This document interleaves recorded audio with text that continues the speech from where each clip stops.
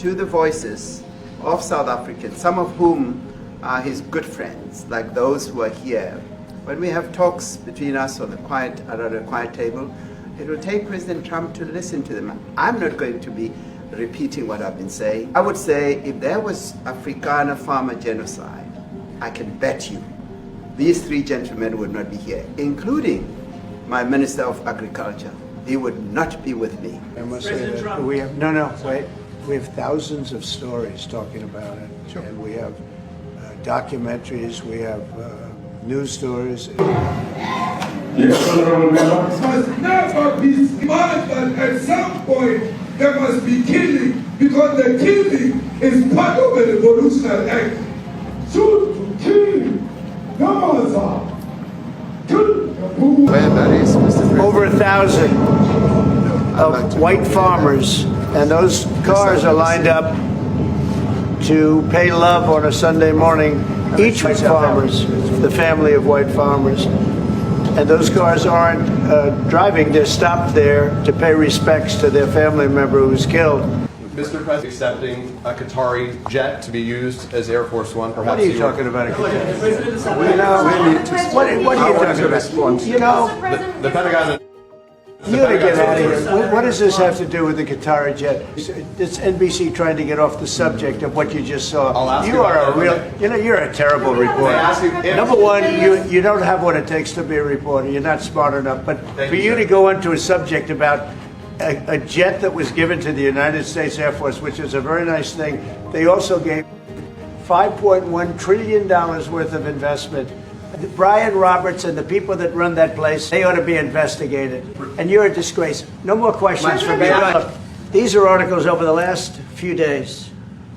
Death of people. Death. White South Africans are fleeing because of the violence and racist laws at burial sites all over the place. These are all white farmers that are being buried. And he asks about a jet that was given. You ought to be ashamed of yourself. Worse. And these are people that are officials, and they're saying that kill the white farmer and take their land. And I have other friends in South Africa, people that left, one in particular that says you can't go there. He said they want to take your land, they take your land, and they kill you.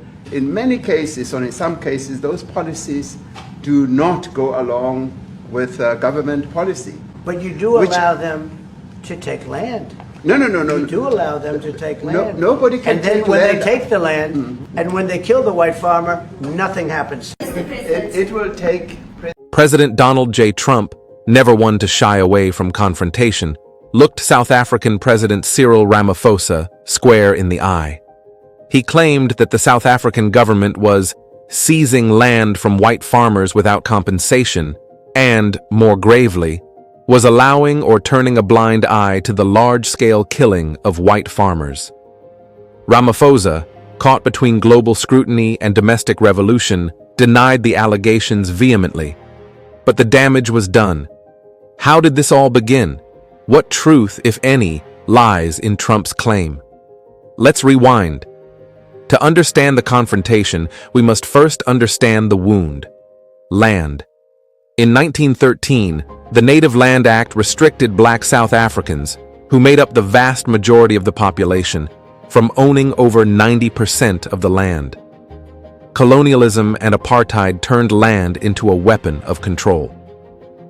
By the end of apartheid in 1994, white South Africans, just 9% of the population, still owned around 70% of the country's farmland. It was unsustainable.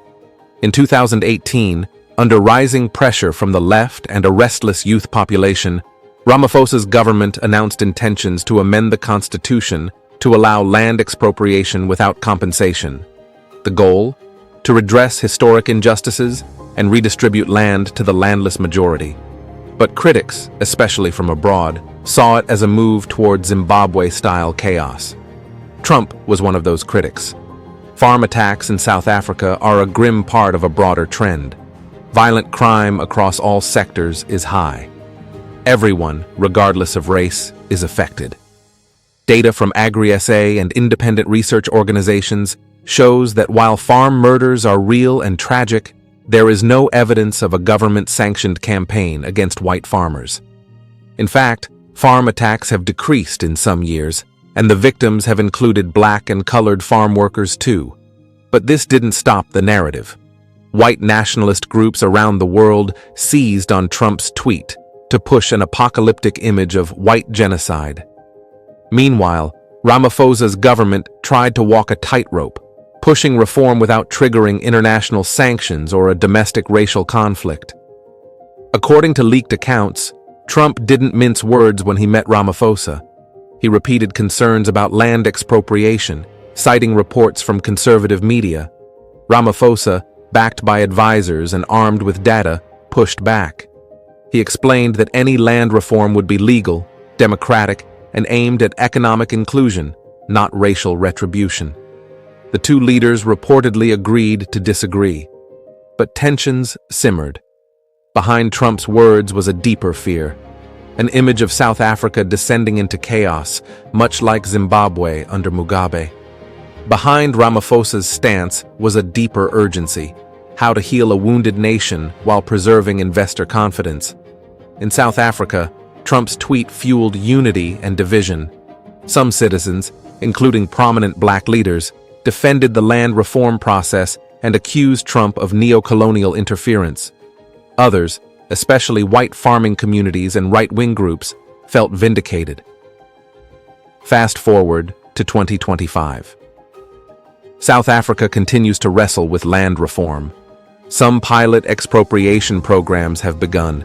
Legal frameworks are still being refined, but the shadows of his confrontation with Ramaphosa still linger in the corridors of diplomacy and public memory. It was more than a meeting.